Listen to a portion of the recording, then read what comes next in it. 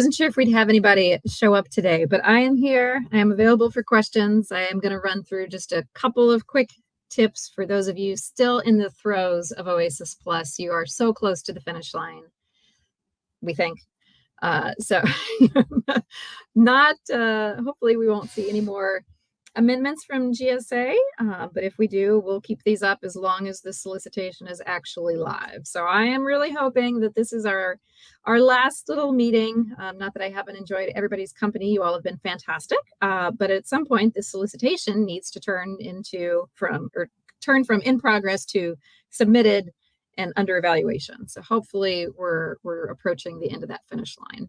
So in the interest of time, because I know it's late on the East Coast, we will jump in real quick today. We're going to cover the opportunity updates, our weekly topic, which is really just the final gotchas. And then if you do have any specific Q&A, I'm happy to stay on the line and go through that with you all today. So this is the only deadline anybody cares about. Proposals are due on the 20th. The full functionality of Symphony is open. We've already looked at some of your proposals, and I know you've gone back in for your collection and task orders and added those IDIQ end dates. So as far as we know, that was the last change coming from GSA/Apex. So if you're in the situation where you haven't submitted, or if you pulled your bid back to update it, some things that we're just giving out here, right? Motherhood and apple pie before you submit it. Again, double check all your FPDS records and make sure that there haven't been any recent releases. And this does not just apply to the collection of task orders. This applies to any federal prime experience that you are using as either a qualifying project or a federal experience project. You must submit the most recent FPDS records for those. So it's a good idea, just because it's been about a month now and the government went through the end of their fiscal year. Just make sure none of that data has changed.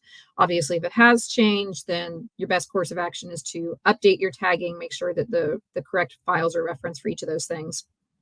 And then we've already talked about number 2, right? That end date for any of your collection of task order projects. That is a field now that is open in Symphony, and we think it's validating the projects. So if you put in the IDIQ end date, make sure you've got a reference file. There's not a designated tag for this. So you might just want to make sure I mean, hopefully you have an FPDS record, right? Because it's supposed to be FPDS federal prime experience anyway. So unless you're in one of those situations where you're using a collection of task orders from one of the agencies that does not use FPDS because of the nature of their work, this should be a pretty straightforward field for everybody. And then just making sure that you sign and upload the SF30 for amendment 0005. Symphony does not have a different drop-down for an SF33 versus an SF30, so you're going to put it in that same submission documents place. You're going to select, when it says file type, you're going to select SF33 because that's the closest option that there is. One note for you, though, about the proposal contacts and registered users, and this is something that has actually come up with Polaris. Because as you may or may not be tracking, GSA has amended that document, and what they did, because they amended the solicitation after the submission due date, two things I want to mention. One is that they did that issuance of the amendment/update within Symphony.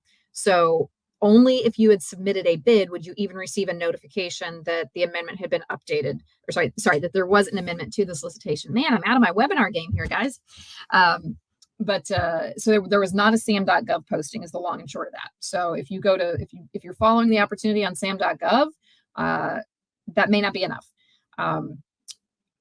Also worth mentioning, the only person who was notified within the Apex Symphony system was the person designated as the contracts manager. So there was an email that went out to whoever that point of contact was within Symphony, but if that person had moved on from the firm, or if they were no longer the right person, we've seen a little bit of a slowdown with some companies trying to get the right information, because again, if they didn't have a log on to Polaris, if they weren't a registered user, they're having to go through the Apex help desk now to get them added to the company's profile, because it's very difficult to get users added to your solicitation once the solicitation closes. So if you're in a situation where you think I would say if you're the only person from your company registered in Symphony, get a couple other people registered for sure.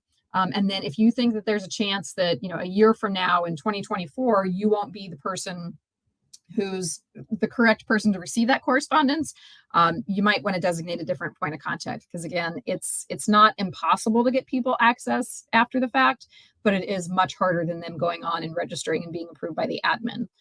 So just wanted to save you that headache, because we're fighting it now with some of the other companies from Polaris, which is also a proposal that just won't die. So I'm feeling good, though, that we're hopefully nearing the end of this OASIS Plus trek. So at this point, I will open it up for Q&A. I'm going to stop recording. Again, if you're watching this retroactively, thank you so much for being with us on this journey. If you have any questions that you don't want to discuss in this setting, please feel free. You can still reach out to your Trident reps. We're happy to field calls. Hopefully everybody is sort of in a dormant status now, but just in case, you're nearing the end of your own little adventure here, and you have last minute questions, please reach out. We're happy to help you see this through to the very end.